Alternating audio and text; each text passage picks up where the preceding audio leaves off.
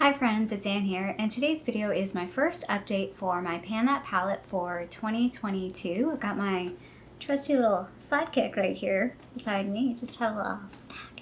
So he's hopefully gonna have a nap, but he's always very interested in what I'm saying and doing, so hi. No, good boy. No, good boy.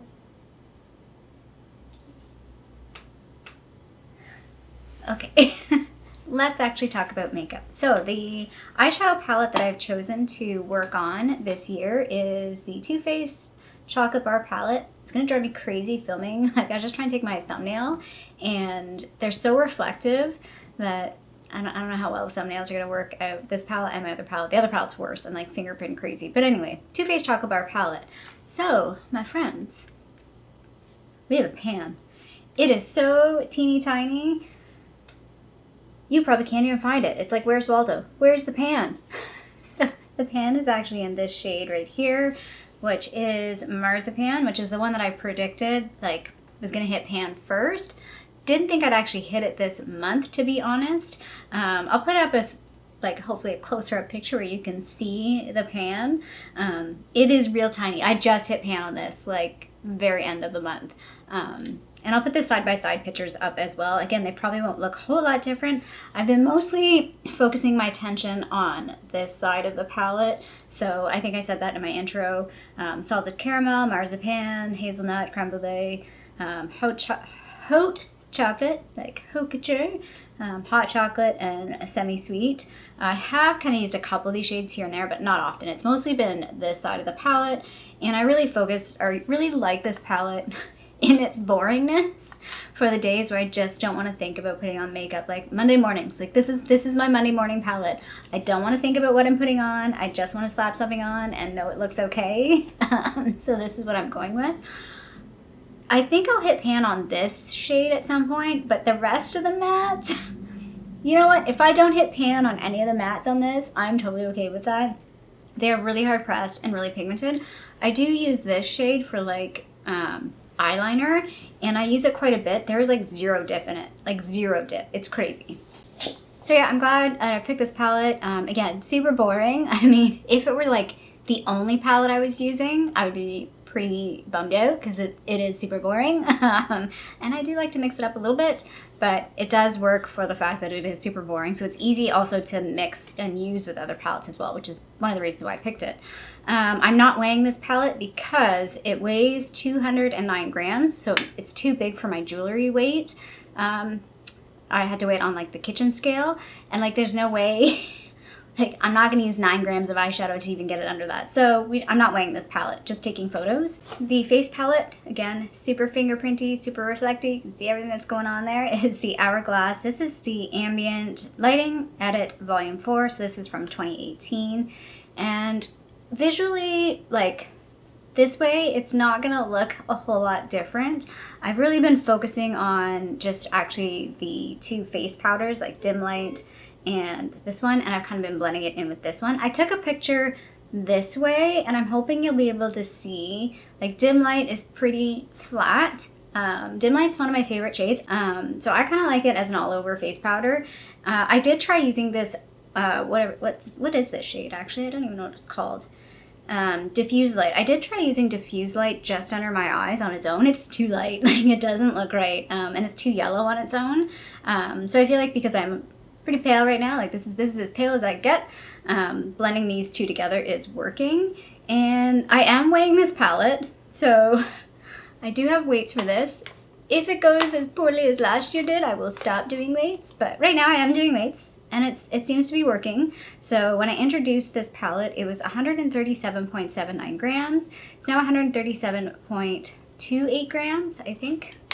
Double check that. Yes, 28 grams. So that's a difference of 0.51 grams. So I'm happy with that. Like half a gram for just, you know, light dusting type shadows or powders, I think is fine. So that's the update on the Project Pan portion. So now let's talk about the Roulette portion. So I'll talk about the two smaller palettes. I wore these in different videos. I think this was in my Lip Project Pan video. This is the Ips Nixie Trio. This came in like an Ipsy box. And then this is the CoverGirl True Naked Roses palette. This is the OG one. I wore this I wore this in a video. I'll put whatever video it was that I wore it in. I tried wearing most of these palettes in videos so that I had like visuals of them. Like that seems to be working for me, like wearing the Pan That palette on the regular day basis, and then when I want to punch things up or like take videos or photos, wear some of the other palettes. So these two I wore a few times. I wore this twice, I think. This is a candidate for decluttering. I don't love it. It took a lot to build up the look to get something that actually looks reasonable. And I always say hang on to this for travel, but to be honest, I'm not even sure I would want to take this like traveling because the quality is not great. I feel like these, I think they were pretty good or like okay when I first got this palette, but the quality is not good. I don't know. I'm gonna have to assess at the end of the year. I'm not ready to let this go, but I think I might declutter it at the end of this year. It's just kind of taking up space, and I have so many other things that are better quality. And I think I would prefer to maybe get like a ColourPop quad that's better quality than hang on to that for travel, if that makes sense. This palette's fine. I like it. Again, nothing stunning. I feel like, so this is where I feel like YouTube and real life like contradict each other, because on camera this is not going to look great. It's gonna look pretty weak maybe in some people's opinion, but I feel like on an everyday basis this is so easy to wear. Like again, you don't have to think about it. Colors blend fairly easily. Everything's fairly muted. These three shades on the end kind of look pretty similar. So that's actually something I want to mention too. I think it was Creamy Goodness. I think that's who it was that mentioned or asked, am I going to use every single shadow in every palette? And my intention is to use most. I'm not going to be too fussed if I miss a shadow. I'm not counting if I'm using all of them, but I am trying to diversify. So there are certain shadows I know I'm drawn to and that I will use, and I'm trying to make sure that the ones that I'm less drawn to, I incorporate somehow in a look as best as possible. But if I've missed one or two, I'm not gonna cry about it, but I do want to try again, use the palettes as versatility. That's not a word, but with versatility. There we go. And that in essence hopefully works through most of the shadows. So another eyeshadow palette that I had picked out, actually this was through the Roulette. So all of these are rouletted. So I'm rouletting all of these. I'm not picking any out myself. Was the Morphe Kathleen Lights palette. This is pretty old. I want to say this came out in 2017. This is a really good palette. Really good palette. Again, a really good candidate for panning in the future because I felt like there's so much versatility in the colors that she picked in this. I really, really like. The only color there's two colors I'd pull out. This color, because I'm not big into greens, and I don't even think I use this color. This is like a baby poo brown. Like it is kind of like a Harley poo when he's got a bit of a runny poo. So I don't like this color. It's just not something that I'm drawn to, and I'm not sure it looks well on me. It's like a yellow toned brown. So with this palette, like if I could just get rid of those two colors and maybe replace them, I'd maybe replace this with like a lighter mauve that would work with these two. And I'd maybe replace this. I don't know what I would replace this with. Maybe a silvery, like a lighter color than this, like a silvery color, and that would be like my perfect palette. But yeah, the reason why this is so versatile is like you've got sort of these cool tones here, you've got some warm tones, and you've got some like the burgundy type tones. So it's a really well thought out palette for the size of it. I really like this palette. It's a shame that it doesn't exist anymore. And I hate to say that it's Morphe. I'm curious to know how you guys feel about Morphe as a brand. There's something about Morphe that just puts me off, and I can't quite put my thumb on what it is, but I'm just not a fan of Morphe, and I don't really know what it is. Anyway, really good palette though. And again, I'll put up the photos, like hopefully while I was talking there, I was putting up some photos of some eye looks. I tried to take photos of eye looks. I also did wear this in a video as well. And I'll again mention what video that was because I can't remember which one it was. And then the last palette that the Roulette picked was the Zodiac, BH Cosmetics Zodiac palette. Sad news, it sounds like BH Cosmetics is filing for bankruptcy. They might close. I hope they don't close. I hope they keep going because I'm really liking what they're doing right now, and I'm having some FOMO on palettes already.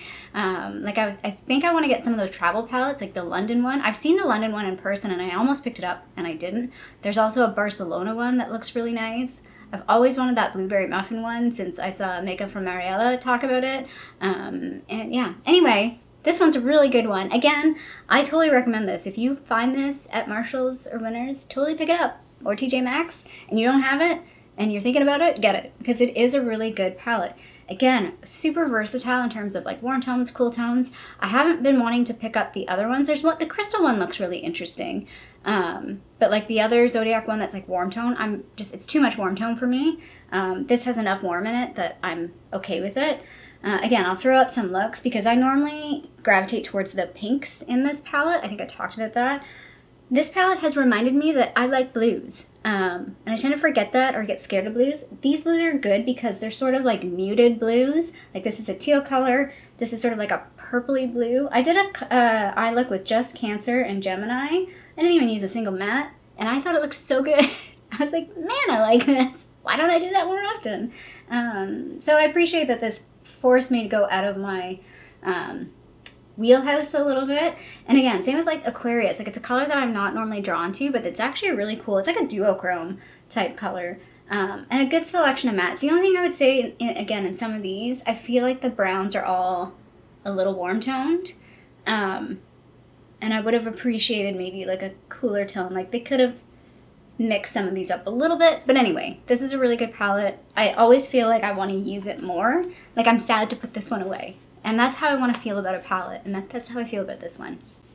Okay, let's talk about the February palette pick. So I talked about this in my intro that I'm sort of rouletting through all of my palettes. I figured that I need to use about 5 palettes per month or around 50 shadows. So I'm kind of looking at shadows. So when it picks a palette, I kind of start tallying up how many shadows are in that palette because I feel like that's the best way for me to utilize.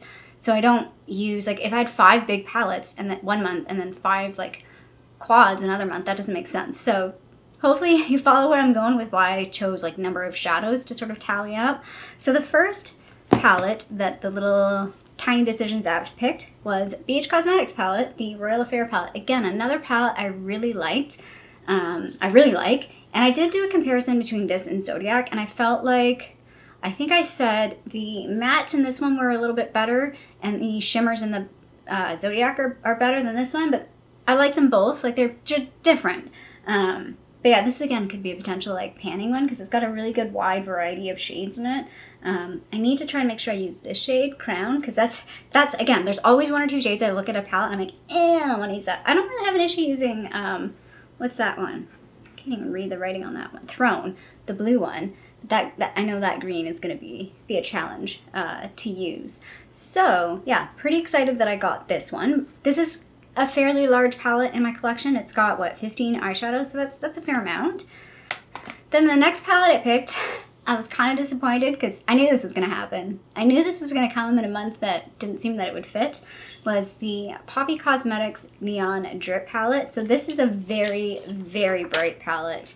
Very neon. It doesn't even show properly on camera. Like the camera doesn't know how to deal with this. Because in person, it is so bright. Like this color right here looks so washed out on camera. And I've got my camera settings to like not be too, like I use the landscape. If you're familiar with cameras, I use the landscape setting slightly modified so that colors actually show up. And it just can't handle this. But yeah, I'm kind of sad that it picked this. So this is interesting because like when the Royal Affair palette came up, and then when I talk about the next palette, like I was pretty excited.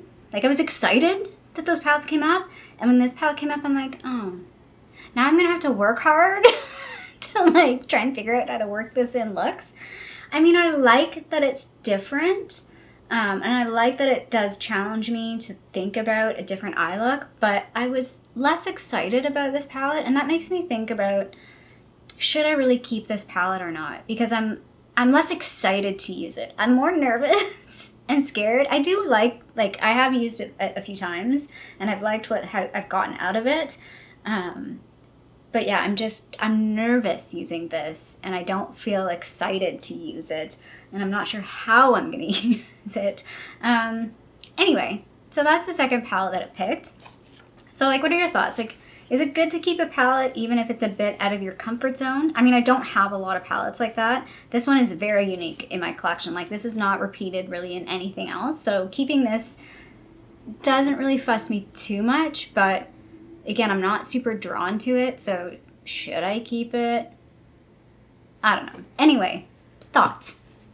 And then the third palette I picked, I think is perfect for February, is the Too Faced Chocolate Bonbons palette. So of the regular chocolate bar palette and this one, I like this one a lot more. This one is more my speed. It's more neutral tone, more cool toned. Again, same. Like you get all the looks you get out of this are pretty much the same. But I really like this palette. And I thought, the reason why I think this is perfect for February is because all the little pans are like heart-shaped. And I think that's super cute. But yeah, I was really excited that it pulled this one out. And so what ended up happening was that's sort of 3 large palettes. And I have 48 shadows. So that's close to 50. And February is a short month, I think. I don't think it's a leap year this year. I have no idea. I should look that up. Anyway, February is a short month, as you know, it's 28, sometimes 29 days. So I figure 48 shadows for February is just fine. So those are the only 3 palettes that I'm going to be using through February, along with my Pan That palette. I do pull a couple singles here and there. I do have my one single in my Project Pan. So I do kind of pull a couple other singles. I don't use them a whole lot. I might use them once, twice. So that's why, like, the singles, I'm not fussing about the singles too much right now. Maybe I'll incorporate them at some point in this project or another project. But I'm just focusing on going through my palettes and trying to, I always say this, build my relationship, keep my relationship, remind myself of the good ones, push myself to use the ones that I'm not so sure about, potentially think about decluttering some of them. That's really the intention of the roulette part of this, and to not get bored of my Pan That palette. So I feel like I've rambled on enough. If you liked that update, feel free to give a little thumbs up down below. And if you haven't already, I would love it if you subscribe to my channel here in Toronto, Canada. I hope you're doing well, and I'll see you sometime soon. Bye.